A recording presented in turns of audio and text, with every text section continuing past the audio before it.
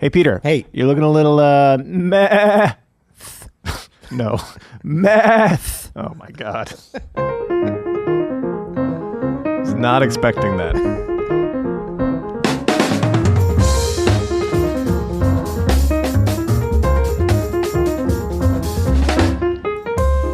I'm Adam Ennis. And I'm Peter Martin. And you're listening to the You'll Hear It podcast. Music advice coming at you. Coming at you today, brought to you by Open Studio. Go to openstudiojazz.com for a deeper dive on everything we're doing. Peter, I get to say officially, yes, we're starting a new series today. Yes. I'm going to put it out there. I'm going to put it in the universe. Yes. This is the beginning of something new. The meth series. Nope. Not going back to that again. That caught you off guard, didn't it? I've learned that lesson too many times. No, I'm just kidding. That caught you off guard a little bit, didn't it? It did catch me off guard. It was hilarious, though. Yeah. I was trying to make a goat noise. You kind of did. Or was it a lamb? It's hard to tell. I'm not. Well, why were you trying to make a goat? Because that's the goat. Because Peter, that's the start of our new series. Are the goats? We're going to be talking about 6 goats. Yes. 6 of the greatest of all time jazz pianists. Now, this is just... So those that... everybody knows what GOAT means at this point. Greatest of acronym. All time. That's right. Right. Yeah, we're talking about your Michael Jordans. When was the first time you heard that term? I mean, it wasn't until maybe 15 years ago, probably. Yeah. Right? It was like definitely an internet term. Because we weren't talking about MJ as the GOAT back in the 90s. I think I vaguely remember... for some reason, I have a connection with Wayne Gretzky. It's the GOAT. Yeah. Like maybe around that time. Maybe that's true, yeah. And he really is, actually. Have you ever looked at Wayne Gretzky's stats? They're unbelievable. Really? He dominates every category? I don't know if this is still true. Probably not assists, though. Well, no. I mean, at one time, so, you get a point in hockey is a goal and an assist, right? Yeah. A goal or an assist. Either one of those is 1 point. So Wayne Gretzky, sport. Wayne Gretzky has more goals all time than the second place player has points, goals and assists combined. So he's the GOAT because he's got the goals, goals and assists. Like he's got his stats are unbelievable. But anyway, he is definitely a GOAT. It's usually used in sports, like obviously people talk about MJ or LeBron or people like that. Yep. Tom Brady is the GOAT. Things like that. We thought we'd have a little fun here and really try to narrow it down, which was not an easy exercise to do. So for our series, just so I'm clear, because this is unfolding in real time. It's really happening. Which is very exciting. Here, much as a jazz solo unfolds in real time. Yeah. The development of the pod here. Okay, so we're going to be doing today GOATs of jazz piano. That's possibly correct. 6. And we're going to explain that in a minute. Yeah. Stick around for that. We're each gonna deliver 3. I mean, that's how hard it is like because jazz piano can be broadly defined, right? As like even different, of course, different eras, but even different styles. Yeah. It's really hard to name just one. Who's the GOAT of all time? And if you do that, there are a couple names that just keep coming up, mostly because of like technical ferocity. Basically, we're scared to do that. We're scared at the backlash. It's really hard. I mean, it was hard to come up with just 3. I know. Because it's also not a contest. It's music. It's not like Wayne Gretzky where you can take the stats. Oh, obviously he's the greatest of all time. There are no stats. It's art. It's subjective. So it's really just fun for us. I would say that I'm going to guess that the 6 that we have, 3 each, are probably going to be people that if you haven't gone deep into their catalog and you're watching or listening to this, you might want to do that because they're I'm sure also I don't know. But listen to the episode first so that you find out who they are. Yeah. But so we want to be clear here. We do not know. This is the little you'll hear it wrinkle. We might Number have 1, listen. We might have 3 of the same. Right. So it could be the 3 GOATs. We'll see. And then because we don't know what the other has chosen. That's correct. We've been sworn to secrecy. And so this is also the start of. I think we could do GOATs bass players. I think we could do drummers. I think we could do saxophonists, trumpeters. We could do trombones, although I don't know if there's 6. But we could do guitarists for sure, singers, be fun. Composers. We could really go through. I think this could be a fun series. And listen, are they truly the greatest ever? That's what we're saying. They are.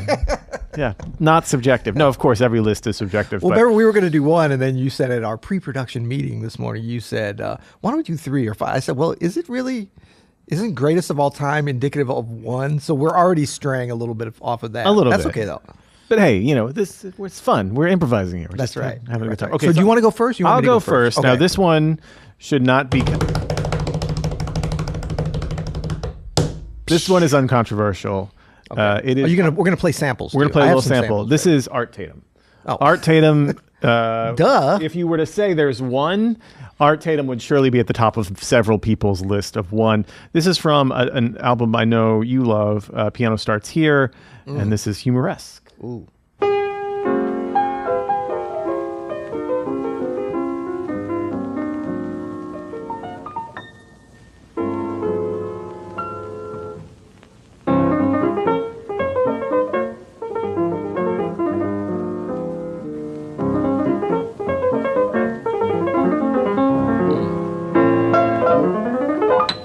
Whoa.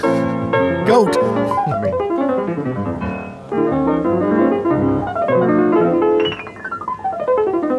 I love this recording so much.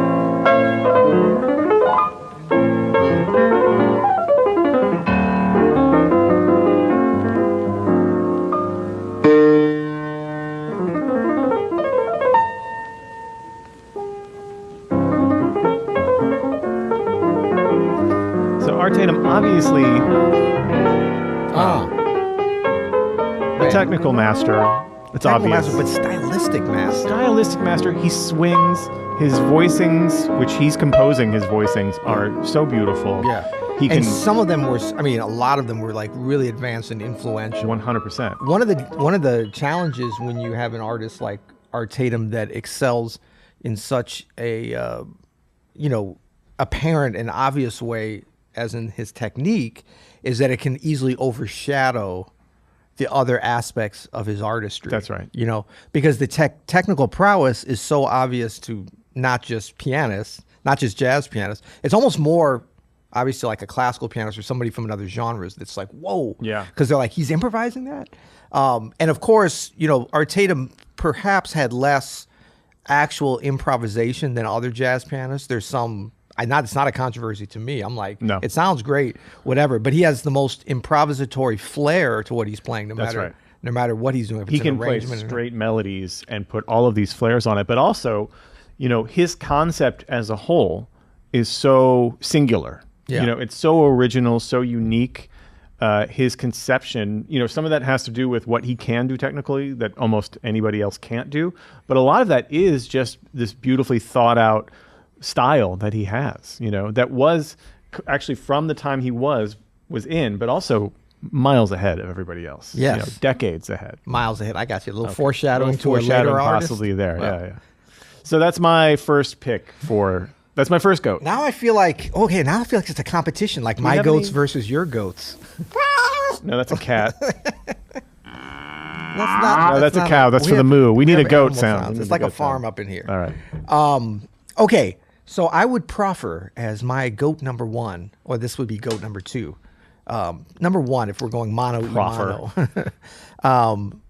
A certain gentleman by the name of Thelonious Monk. Ever heard of him? Oh, okay. That's Okay. a great call. There he is.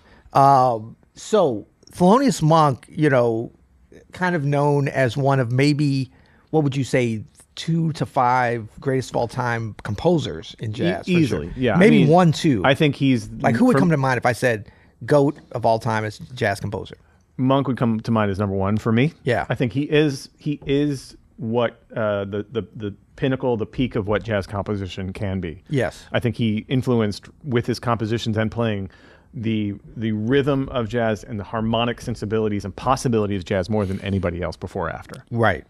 But I like putting him in, and just like you said, compositionally or as a player, because As a they're player, again, intertwined, right? The concept so strong. Yeah. So we're going to listen to a little from a record I hadn't listened to it in a while that I love, and from my 10 real greatest jazz albums hit video over there. It's been so fun to see the comments and people saying, "Oh, I love that you have Monk on, but my favorite is this or whatever." But this album came up quite a bit, and it's interesting, like, because this is sort of cyclical, whether or not this is a hidden gem or like a known blockbuster. I thought it was a known blockbuster, but I think it's kind of gotten a little bit more hidden now. But it's a blockbuster now, buddy. Now that you're shining some light on it. This is "It Don't Mean a Thing" from Thelonious Monk, plays Duke Ellington.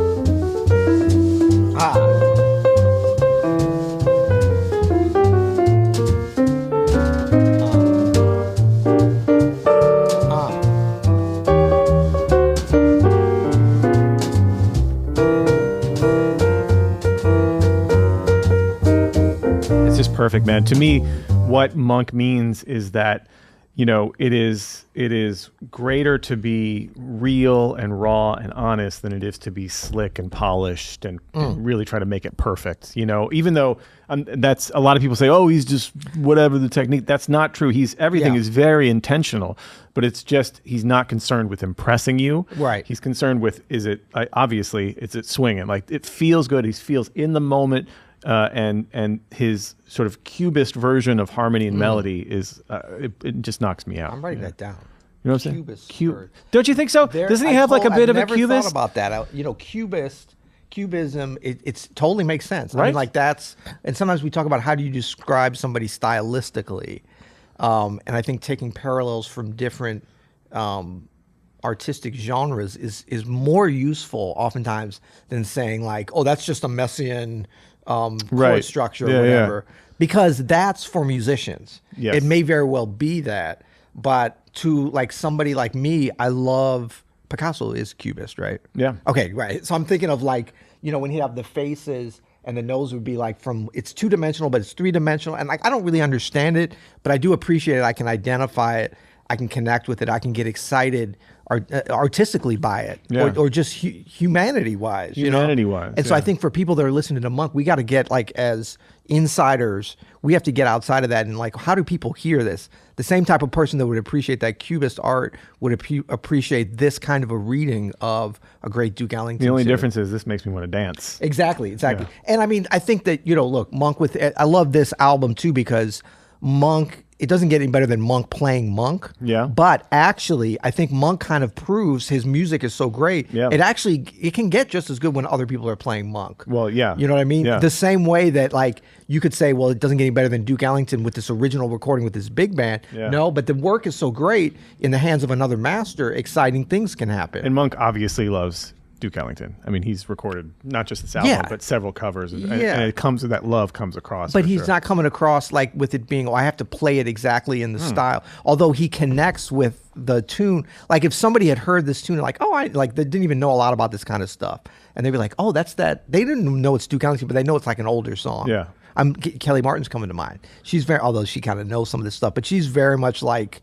She doesn't. It's so great to be a fan of the music when you're not thinking about, oh, well, how much technique is going into that, and how. That's what I'm saying, man. It's really just about the soulfulness, the connection of artist to audience that is the Cubist Swing Master. Is that going to be Thelonious Monk's name? Cubist Swing Master. Yeah, I think we can go with that. Okay, so are we going to do a little goat off as we go for our number one and our first two picks?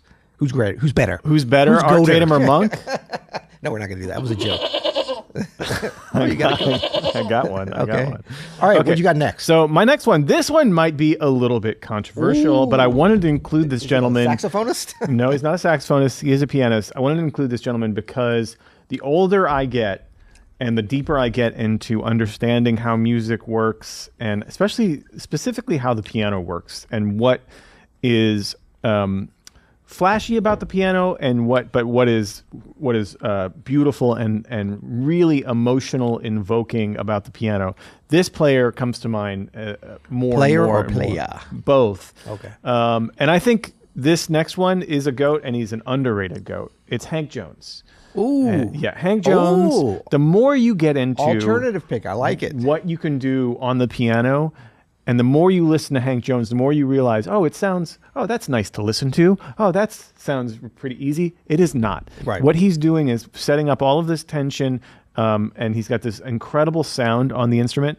This is from the album The Talented Touch, and this is a tune called It's Easy to Remember, which I've never played, but it's a beautiful tune. And just listen to what he can... Coltrane Ballads, I believe. He can do. It's easy. It's easy.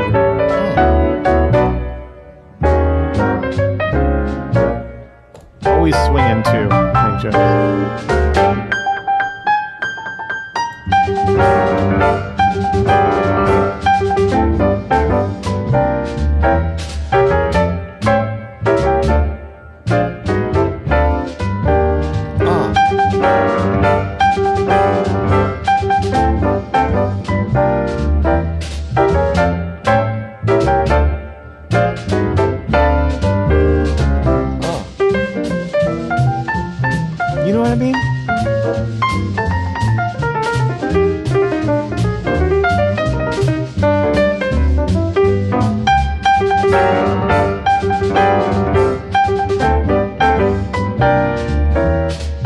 Peterson is said to have been influenced a lot by Hank Jones.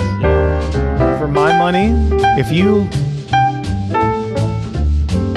you like someone like Bill Evans, if you like that kind of beautiful harmony, check out Hank Jones a little more. Give Hank your ear, because to me, it's even richer than Bill Evans, and I'm not I think going out on a limb to say that his harmonic concept is even richer and more ingrained than Bill Evans, and I think he's one of the most swinging pianists of his generation, and those two things combined, I think, make him a GOAT for sure. Absolutely, absolutely, great stuff.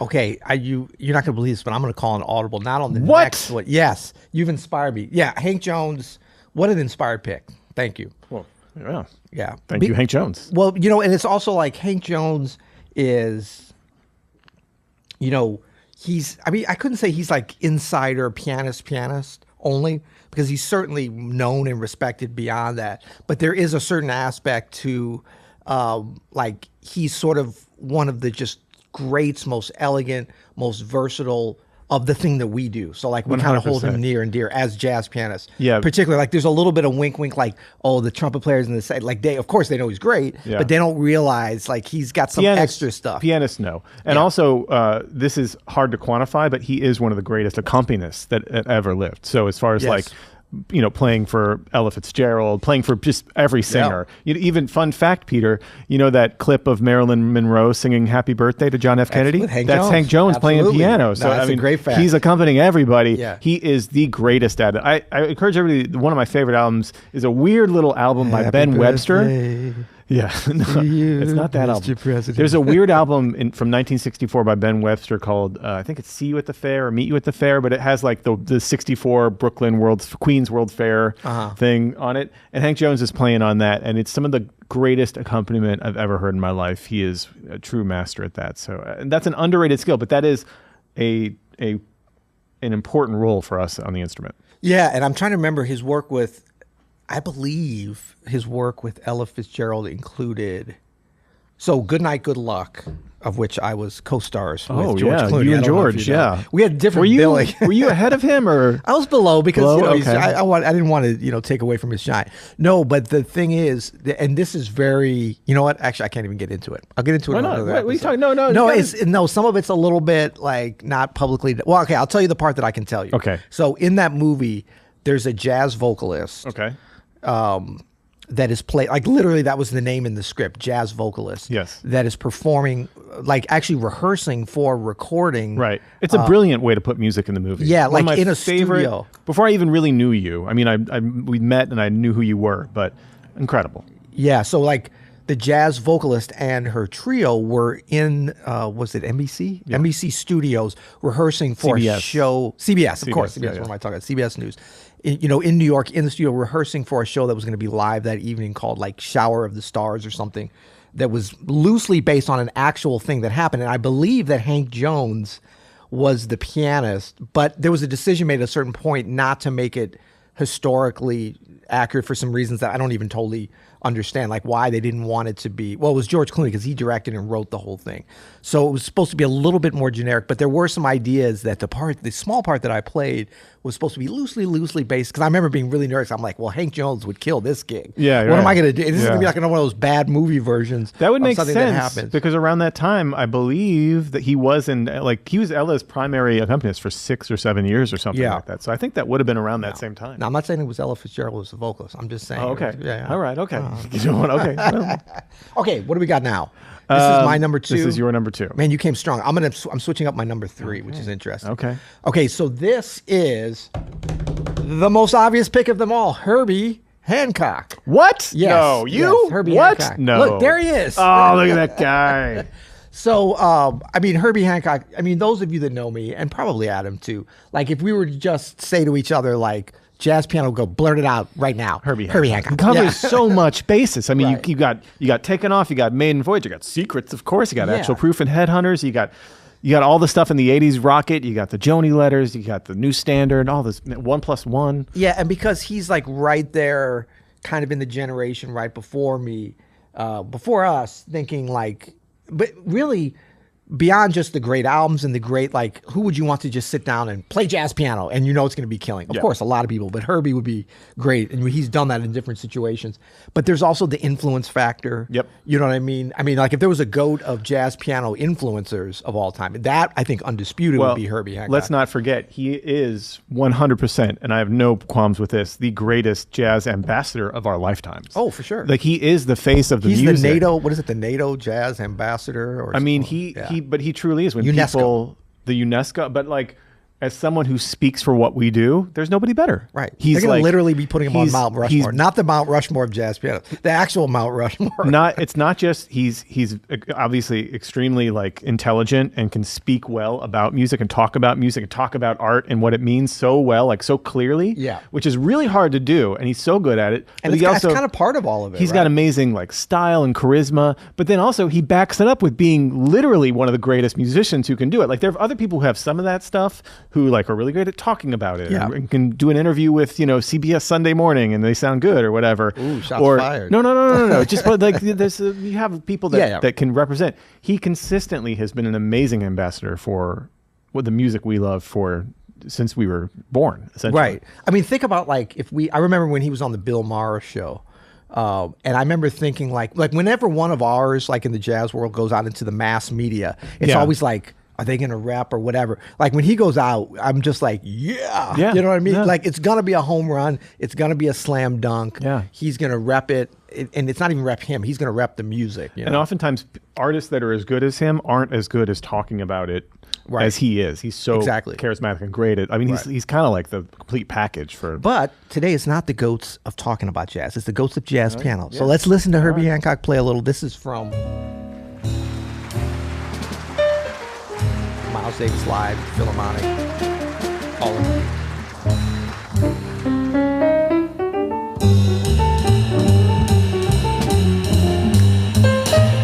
We're going to talk about this album soon. I can do my Peter. Okay, did you hear what he just did? Just right there. That was funny. I saw that episode. Sorry. You want to talk? No, we're probably going to talk more about this album when we get to like the greatest drummers of all time, the greatest foreshadowing. Stick around for that.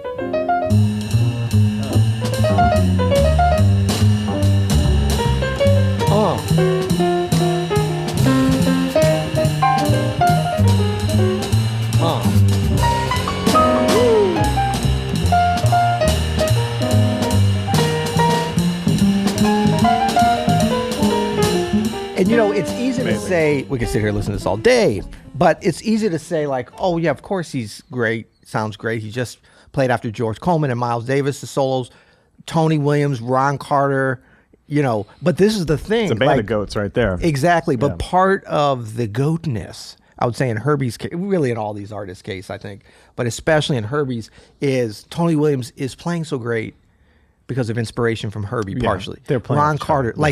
There's the giving and then there's the receiving, and that's all part of it. Unless you're doing solo piano all the time, part of the greatness is not just what you play. It's like, how do you inspire you? Are you the point guard where you can set up others, and nobody does it better than Herbie. You can also do solo piano great, too, by the way. Absolutely. And duo piano with Chick Corea. Side note. Okay, my final GOAT is completely uncontroversial. Yes. And I don't know. But honestly, when we're talking about pianists, if you were to say who's the best pianist, not even put in any category, jazz pianist or whatever, on the instrument, the sound I think of when I think of the most beautiful piano sound is from Keith Jarrett. Keith Jarrett is... Never heard of him. I think, obviously, one of the greatest jazz pianists of all time, but I do think he's just one of the most brilliant musicians that's ever lived. Absolutely. I mean, he has, I honestly, Peter, I had a huge hole in my Keith Jarrett catalog. I grew up, I was a little boy in the 80s and a teenager in the 90s. Yeah. And so I grew up with a lot of his Blue Note recordings, the standards, not Blue Note recordings, the Live at the Blue Note with the Standards Trio, right. Standards Volume 1, Standards 2, the Miles Davis tribute album that he made with the trio where they were playing all those songs. I grew up with that acoustic Like standard as that trio. stuff was kind of coming out. I mean, relatively. Well, it was like musicians were talking about it so much because it was only so a amazing. few years in the There were videos that were available. Right. Like I remember my VHS. buddy, shout out to Danny Shear. He had like a video of the trio live, and we would just like, teenagers geeking out to that, like watching it, Right. and that blew my mind. And then some older cats were like, "Well, have you checked out his stuff in the '70s?" And I was like, "Ah, no, man. I like Secrets for He the was probably 70s." high in the 70s. Yeah. And so it's only been as an adult, and I kind of have dug deeper, that I've discovered, of course, all like the classical stuff, the Colin Concert, and then all of the 70s quartet albums, the American quartet, the European quartet, stuff he did with Charles Lloyd. Yeah. These like really experimental, amazing, brilliant things. This is a track from an album called Treasure Island, which has been one of my favorite albums of the past, that I've listened to over and over again in the past 2 or 3 years, maybe. And this is the opening track called The Rich and the Poor.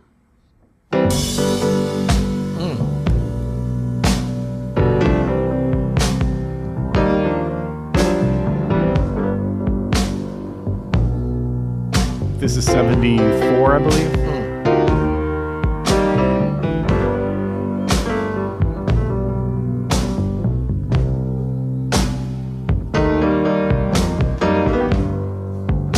I mean, this is a man who single-handedly has kept like the plagal cadence alive in music. You know what I mean? Like, it's so important to what he's doing. Let's go. Just go with this.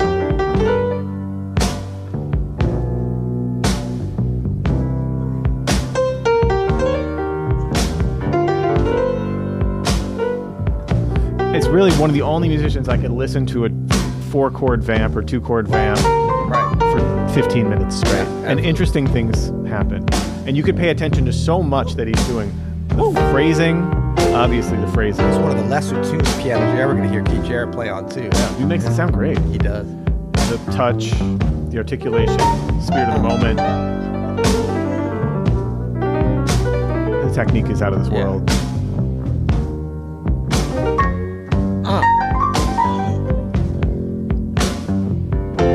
Again, a master of inspiring those around him, a big part of his goatness, And he's got another thing that I love about Keith Jarrett is I want my goats to have huge personalities. I want them to be characters. Like, I want them to be larger than life. He certainly is larger than life. All the stories and all of like the, the reputation that he has of being like very, demanding on the pianos and the people, and having very high standards of even the audiences and things like that. And you see interviews with him, and he has this very warm side of him too, obviously. I love that kind of stuff where it's just like, he's just not some kind of cookie cutter guy. No. He is one of one, and it comes out in the music big time. Absolutely. Inspired choice. Yeah. Some would say obvious, but obvious and inspired. No, I mean, listen, it's the goats. They're going to be obvious choices. That's right. Here. No, it's great. Okay, so are we up to the number Is this one your goat? audible? I'm calling it audible. We're going to see how quickly producer Caleb can find a picture of what That's you're about right. to spin up. So, okay, I changed up my. Do you want to know who I had before? No, I'm not even going to say it. Don't say it. It's going to be controversial. But I got inspired because of your Hank Jones. I love it. Because I was thinking about like other pianists like that really are in that goat conversation, especially generationally. Yeah. And so, you want me to just play it, or no? Do I say it? Do I play it? Play it. Let's do a little stump the chump here. Okay, this is going to be tough because the track I'm going to play. We should have done this whole thing. Oh, never mind. Wait, how did you know? It was an auto. Oh, you looking at my screen? You guessing? Producer Caleb, something weird's going on. That's Mulgrew Miller. This is a great choice, by the way. This is a fantastic He's choice. kind of the Mulgrew. I mean, he's kind of the Hank Jones in a lot of ways. I agree with Stylistically, you. Stylistically, very this influenced, is brilliant, but different. Inspired choice, Peter. So this is from a record that's kind of known, not his best known, but I think is great with Roy Hargrove. Check out. This is live. I always love live recordings.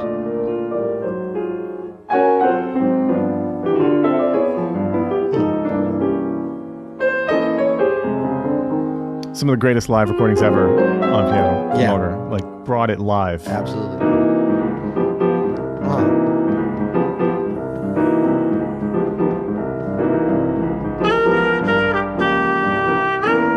Duo with Roy Hargrove.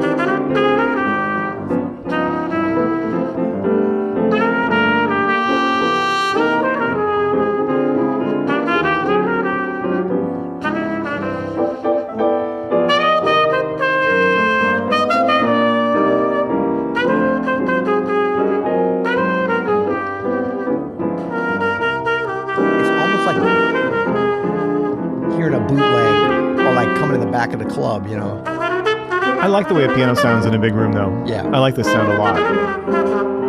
Our old studio had a bit of this vibe.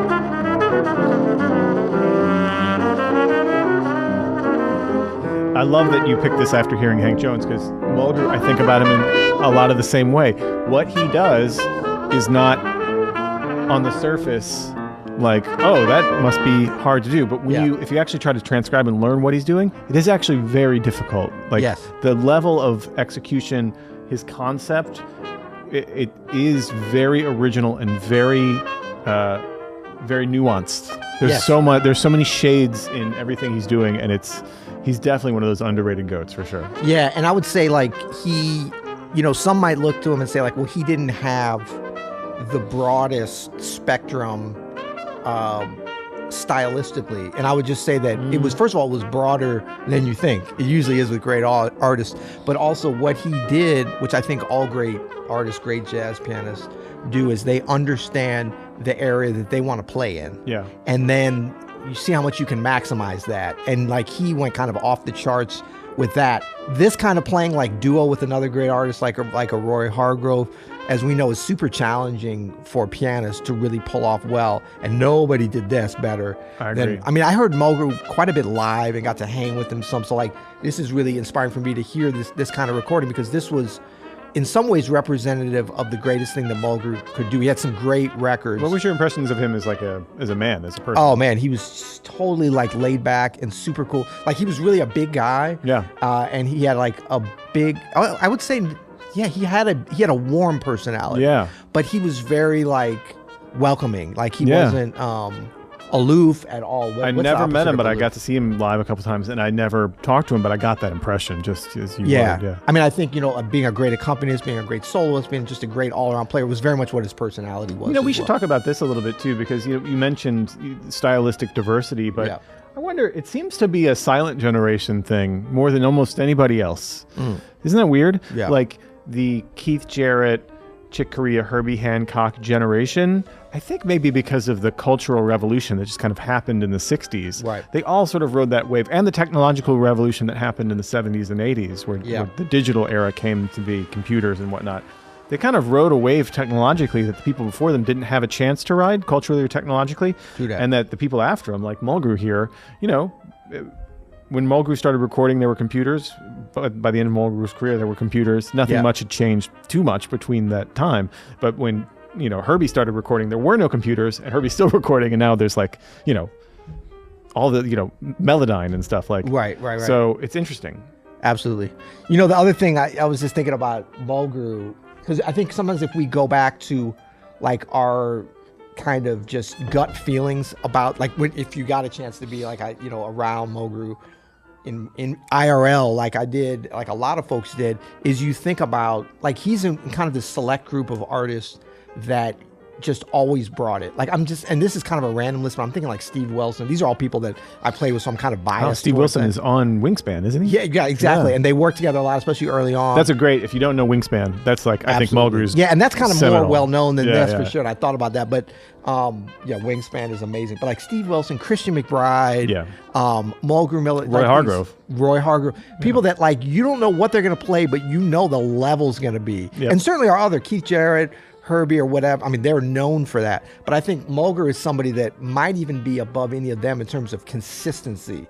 And that's part of his thing, maybe being just slightly narrower in terms of what he does. But whatever he lacks in like going in a lot of, first of all, a lot of that other stuff he could totally play. He decided to play what he wanted to play. Yeah. And the Wingspan stuff is super influential and groundbreaking. Yeah. You know, like that really set the tone for a whole kind of movement of playing like that. And Mulgrew, I mean, after Herbie, was really the next one I think that influenced, you know, us and our generation of players. Well, that's super fun. Well, let's go out here on more of this. What is this thing called? Yeah, absolutely. This is a really great time. Those are our 6 goats of jazz piano. Till next time. You'll hear it.